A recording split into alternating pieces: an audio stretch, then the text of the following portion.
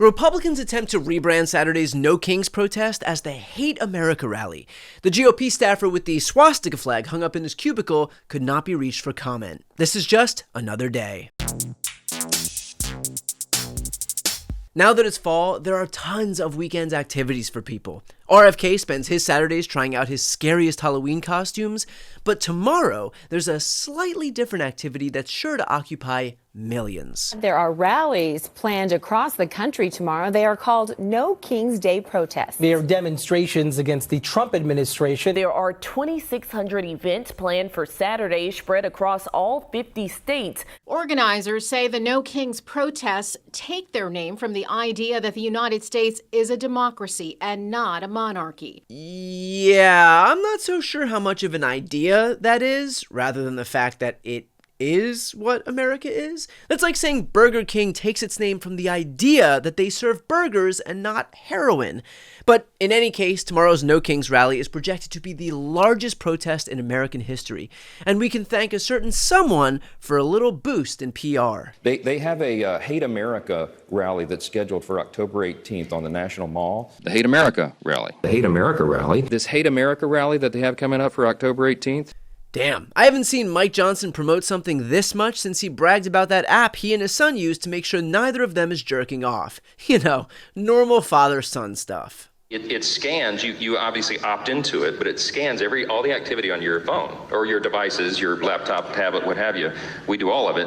And then it sends a report to your accountability partner. So my accountability partner right now is Jack, my son, right? And so he's 17. So he and I get a report of all the things that are on our phones or all of our devices once a week.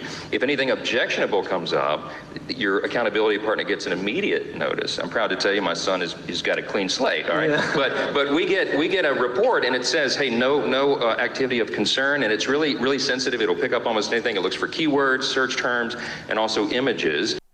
Unfortunately, when it comes to this GOP rebrand, Republicans are struggling to settle on the exact name. Have the Hate America rally. I Hate America rally. We Hate America rally. We? Come on, guys. This is not what I expected when you declared war on pronouns. If you want people to get on board with the brand, you gotta be on the same page with your marketing strategy. A lesson one movie studio learned the hard way during test screenings of Will Smith's We Am Legend. But let's keep hearing from the master of not masturbating himself. If you think about what's going to happen here tomorrow, you're going to bring together the Marxists, the socialists, the Antifa advocates, the anarchists, and the pro-Hamas wing of the far-left Democrat Party. I'm sorry to inform the speaker that is not the entirety of the Democratic Party, but it would make for a really amazing new season of The Real World. But please continue. Listen to the language they use themselves. Many of them don't like living in America. They hate capitalism. They hate our free enterprise system. They hate our principles. Well, there you're not wrong. We do hate your principles. There's just something about your stance on dehumanizing immigrants, attacking the press, and withholding federal funds from anyone who disagrees with you that doesn't quite, sit right. But go on. They are decrying the country that allows them to engage in this activity. And the last time I checked, Americans have more freedom right now to express themselves and speak their minds after Republicans took over. Now, to be fair to Mike Johnson, the last time he checked was before the chairman of the FCC threatened to revoke the licenses of any ABC affiliates that continue to air Jimmy Kimmel's show, and also before Donald Trump said this. We took the freedom of speech away. But yes, other than that, a real bastion of free expression. But another issue that Republicans have with Saturday's protest isn't simply the message, it's also the money. And you look at this No Kings rally, and there's considerable evidence that George Soros and his network is behind funding these rallies, which may well be riots all across the country, and Soros is writing the check. And so I've introduced legislation called the Stop Funders Act. Anyone that is supporting rioting and violence, it lets you go after the money. I've urged both Pam Bondi at DOJ and Kash Patel at FBI, follow the money and prosecute those who are writing checks funding acts of violence.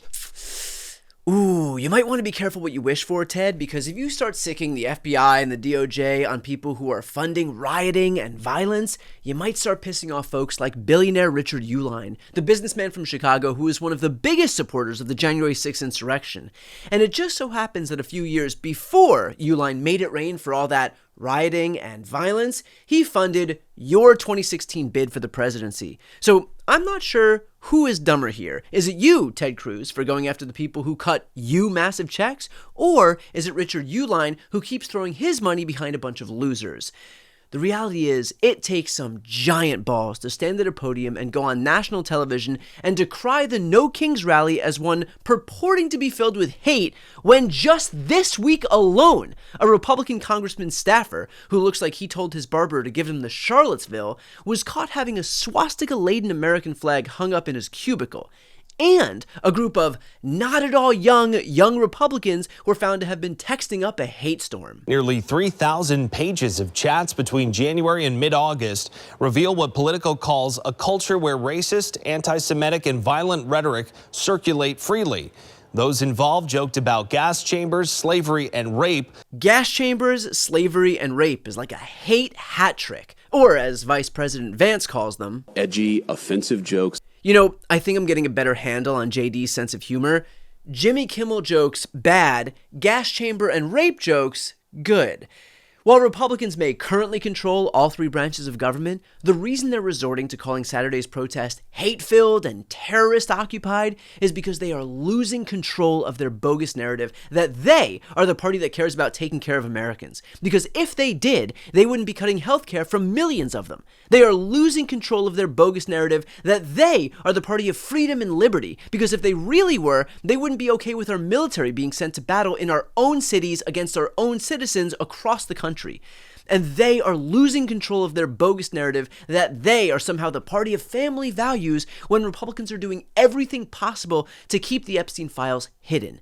To be honest, Republicans can call Saturday's No Kings rally whatever they want as long as they don't call it small, because it's expected to be the largest protest in U.S. history, with millions of people taking part in nationwide demonstrations in over 2,500 communities, all in an effort to voice their disdain for a nation being led by a power-hungry, gold-obsessed autocrat. Or, to put it another way, The Hate America rally.